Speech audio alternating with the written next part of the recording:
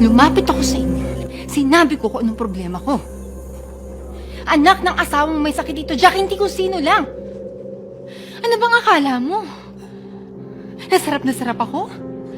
Nasiyang-siya ako nung gabing yun? Trinato mo akong parang asong pinasahan mo ng buto pagkatapos mong luwayan. Siguro nga para kang aso na pinasahan ko ng buto. Pero yung butong pinasa ko sa'yo, nilawayan ko man yun. Akin yun. Asawa ko yun. Nakamuntik mo ng inagaw sa akin dati. Sa tingin mo nakakalimutan ko na yon? Hindi ko nga alam na may ibang babae sa buhay ni Edward noon. At nung nalaman ko, nanggulo ba ako? Hindi ba nanahimik naman ako? Eh sana pininindigan mo na. Dahil ina ako, Jack!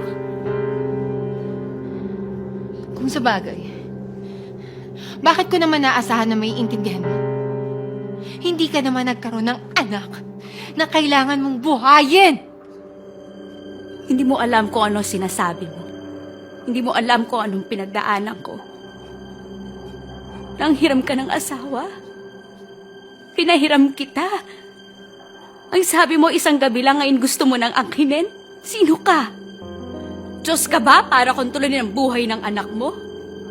Kung mabubuhay ang anak mo, mabubuhay. Kung mamamatay siya, mamamatay. Tanggapin mo! Subukan mo. Subukan mo agawin sa akin ang asawa ko.